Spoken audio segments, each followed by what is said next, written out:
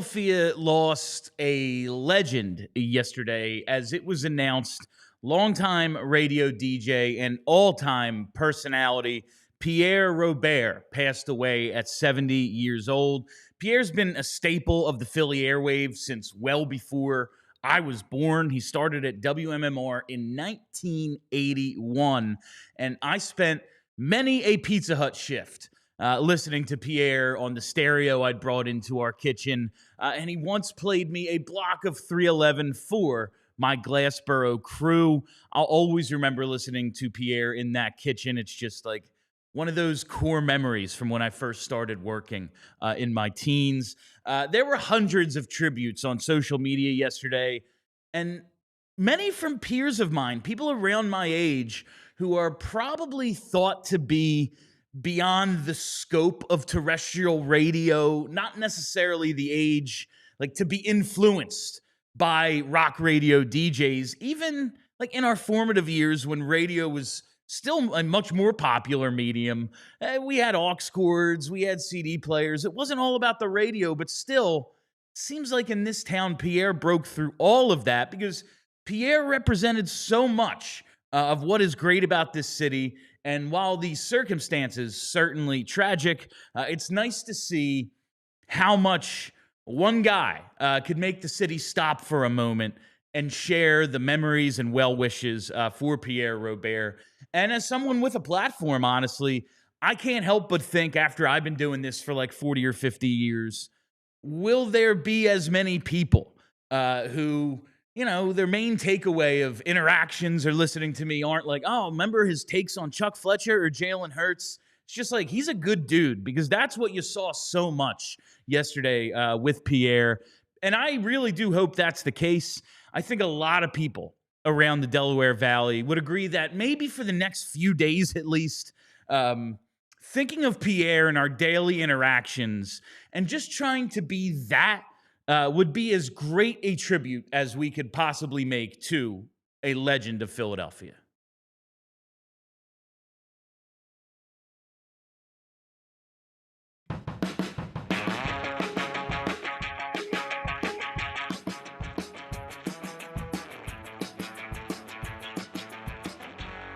Hey, everybody, how you doing? Well, that's good. Welcome to Philadelphia live from the Xfinity Lounge. My name is Bill Matz. I'm your director of fun and games for the afternoon. Joining in this Xfinity Lounge, of course, we are brought to you by our friends at Bet Parks. Joining me in the Xfinity Lounge, it is my producer for the week. It is Andrew Frazier. What's going on today, Andrew? What's going on, Bill? How are we doing? Oh, very well, very well. It's honestly the perfect week because we're going to talk later in the show about the chair company.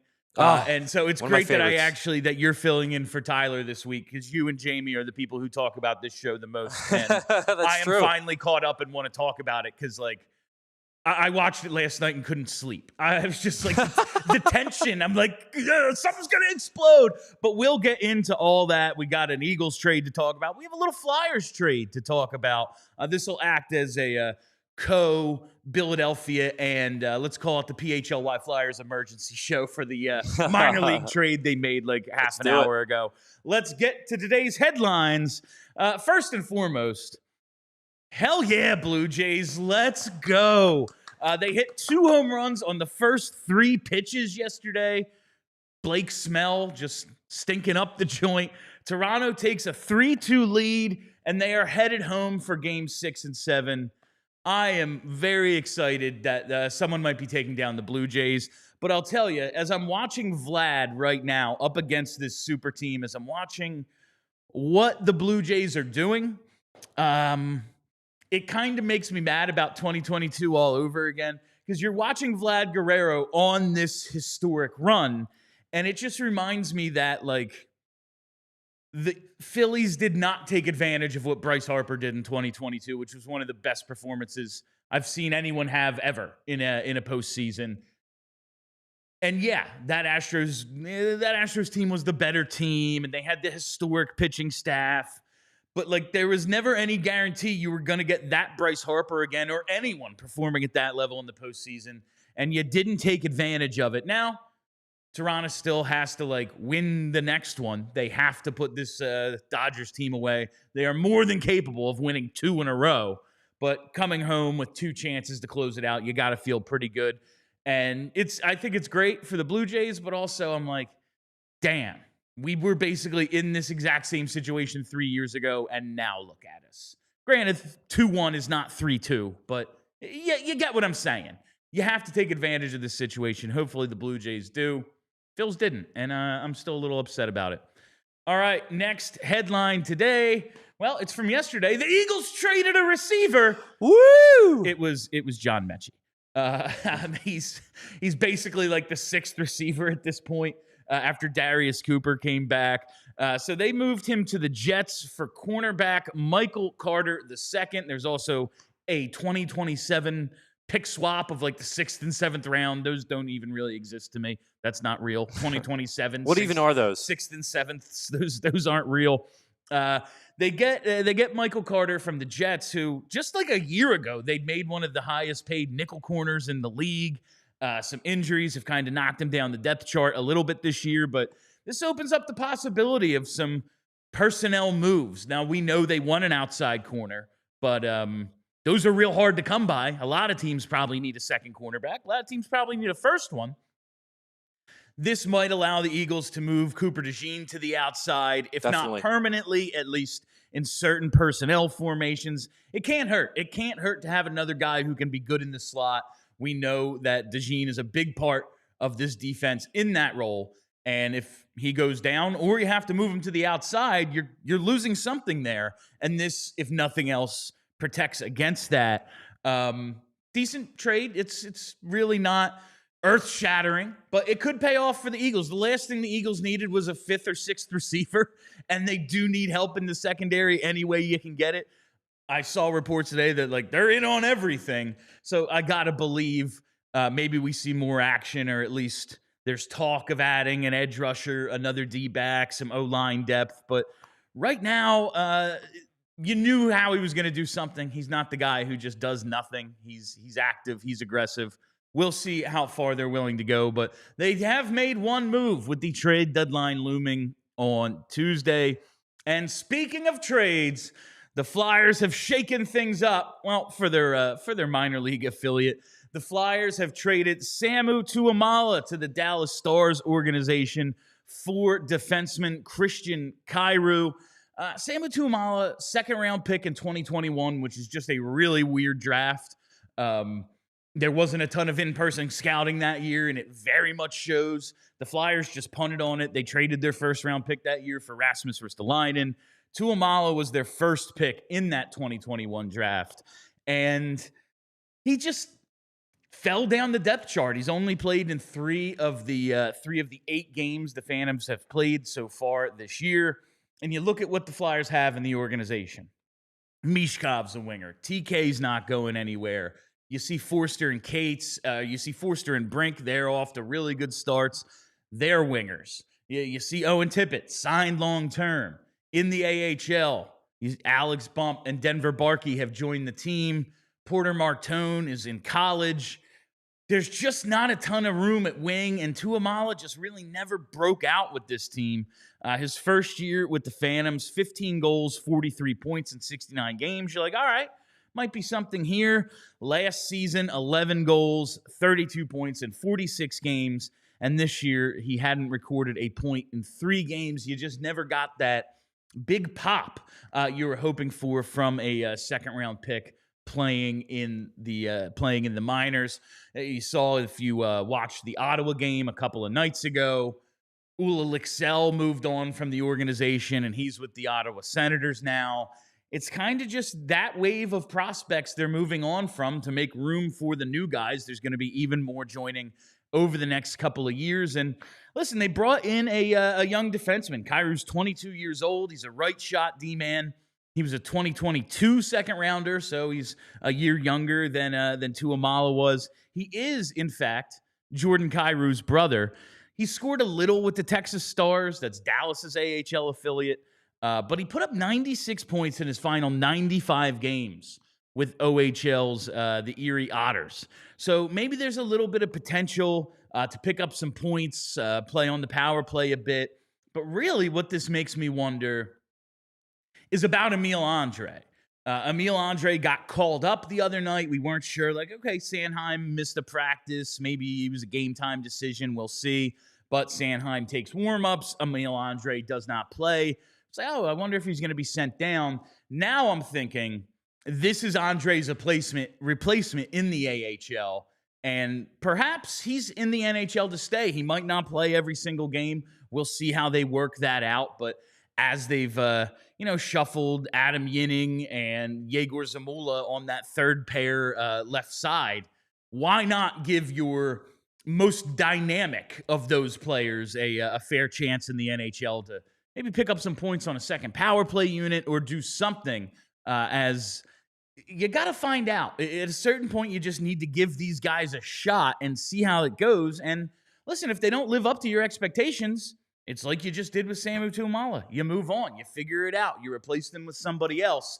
But that, I think, is my biggest takeaway from this trade is maybe this means Emil Andre is in the NHL to stay for the time being, and they replaced him on the Phantoms with Christian Kyrou. We'll see how it all works out. We have Flyers pregame right here on the PHLY YouTube it starts at 6:30 tonight for the 7 o'clock puck drop.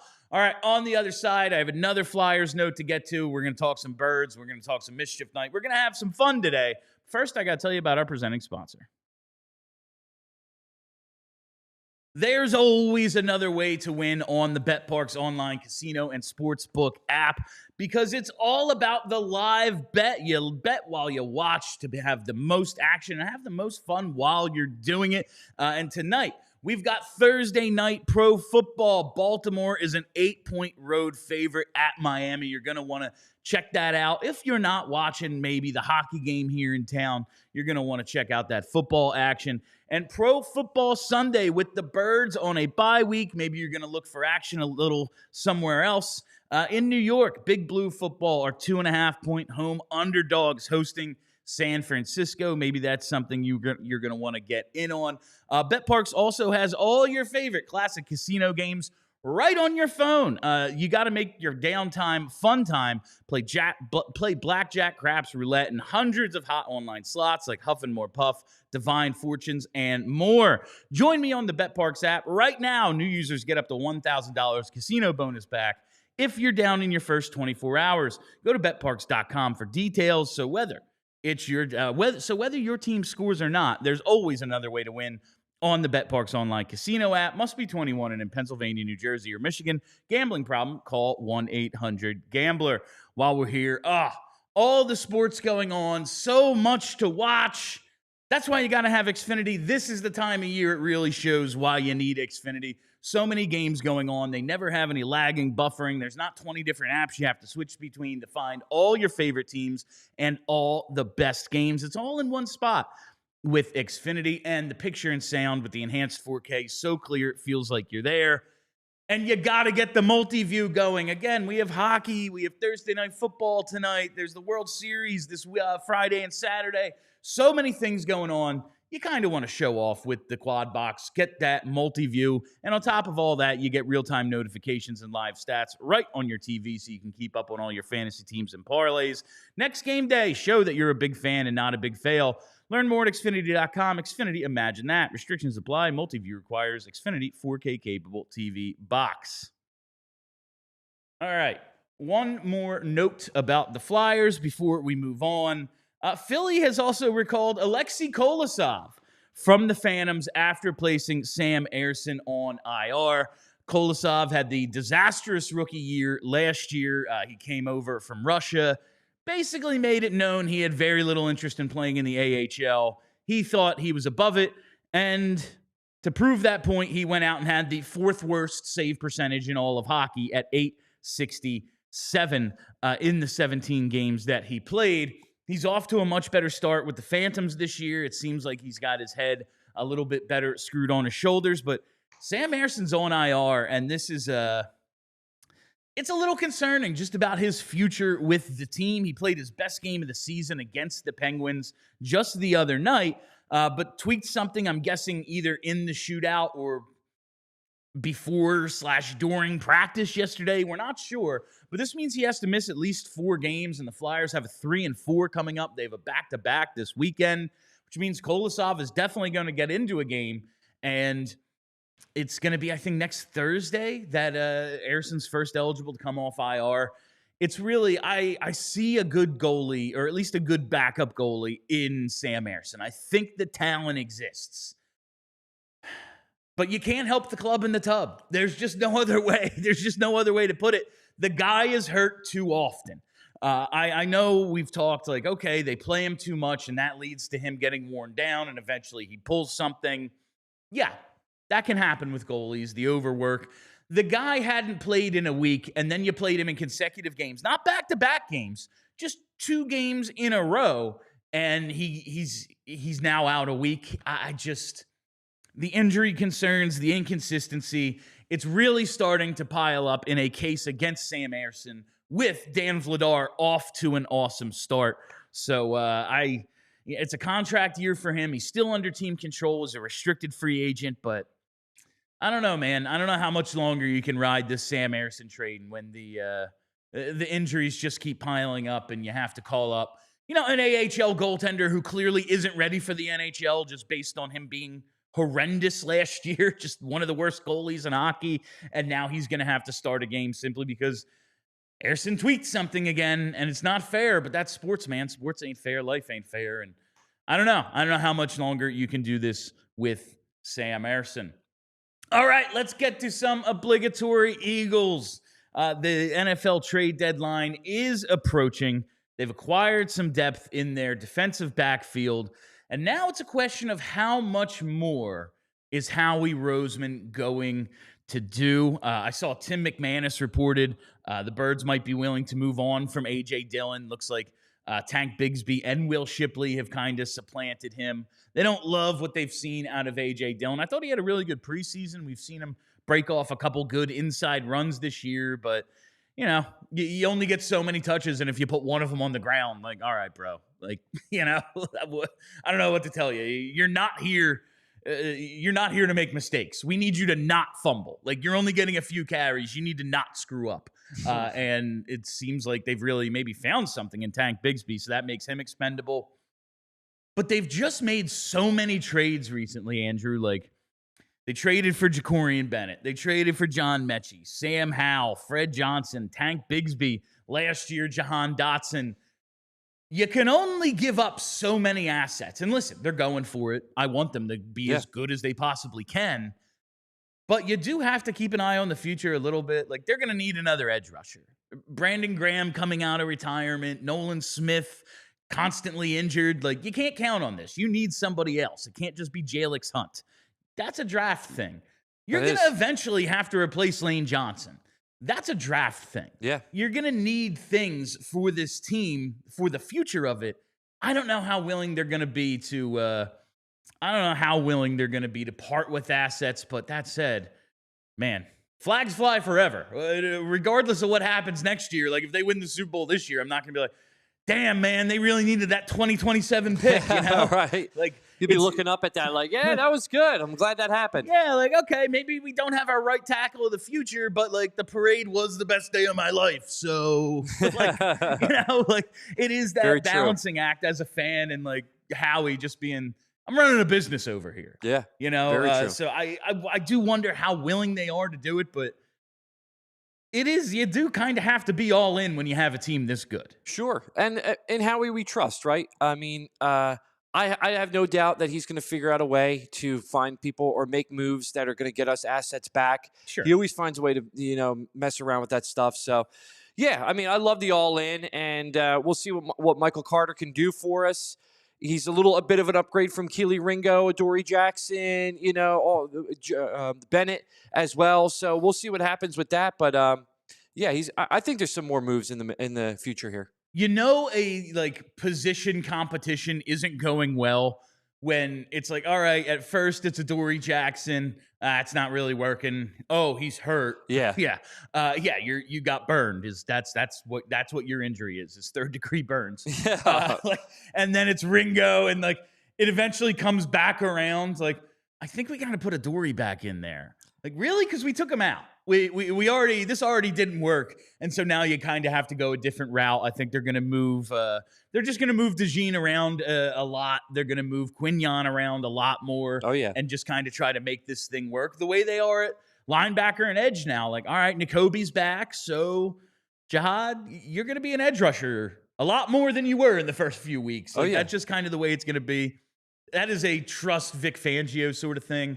Maybe week 1, it's not. Oh yeah, this works. But by the time November, December gets here, I very much assume they'll have this thing figured out at least well enough. Yeah, exactly. And just looking back at last year and how the season went, they found their groove after the bye week. So they haven't shown us anything that we cannot believe that they're not going to do it again, right? So we're in the bye week. Guys are going to get healthy. We're going to make some moves. We're going to make some adjustments. We're going to find the spots that these guys need to play in. And I feel really good going into that Packers game, into that Lions game. Oh, absolutely. I am looking forward to those games. Big NFC showdowns. I really want the Eagles to just come out and prove their dominance in those games. Oh, yeah. Beat them up the way you beat them up last year. Oh, of Run course. the ball, physical domination up front. And this, the way the schedule worked, like last year it worked out well because they get off to the 2-2 start and you're like, ooh, this is going poorly. And then they have the bye week to kind of reset. This year, it's the mini bye after the Giants game. You kind of were able to reset after that.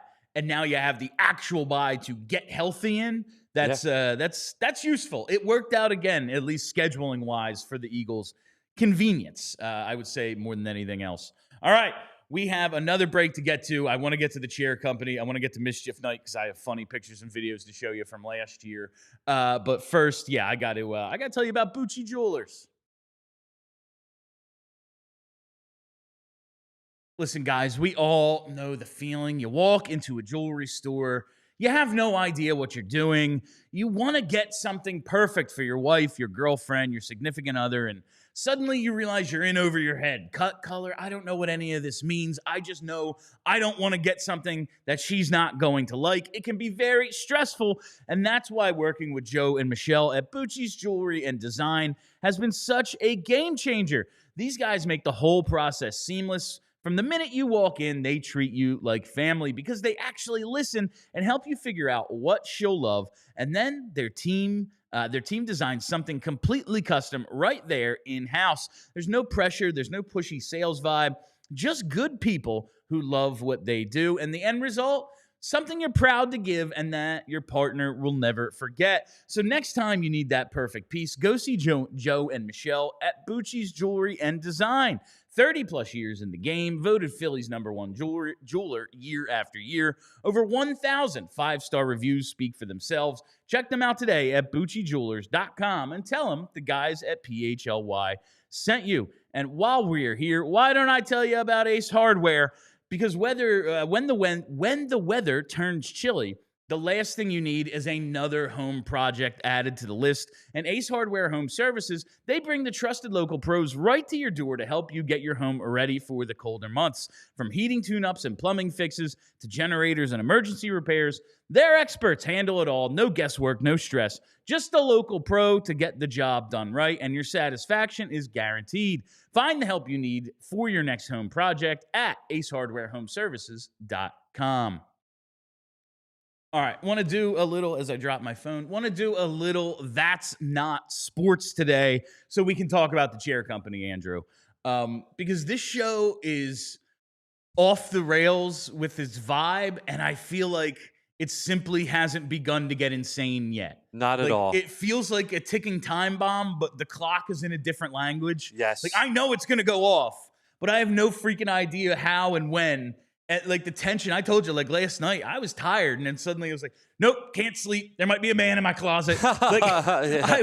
This show on HBO, Tim Robinson, if you haven't seen it or heard of it, Tim Robinson, just a cringe comedy genius. Oh, yes. And Like I think You Should Leave is like the best sketch show there's been since Chappelle. Ever, yeah. Like it's truly freaking insane. But this is taking it to another level, Andrew. Oh, it really is. And from the first episode, you're kind of like, what the heck is going on? Where is this show going to go? And then it all starts slowly unfolding. There's been 3 episodes. And yeah, the last one this past weekend, my gosh. As I caught up last night, the very first shot it's a continuation from last week. They're having like a game night at Tim Robinson's house, and he's being stalked, I guess.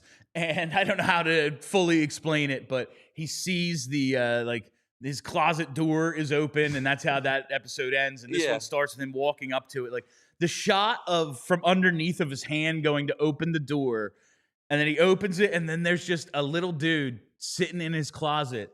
I was like, I can't deal with this. This is freaking insane. And the guy takes off. He just gets up and gets the F out of there. Yeah. Just takes off. There is no one like, I Think You Should Leave, this show, Detroiters. There's no one better at finding just the most ridiculous character actor and putting them in the perfect situation.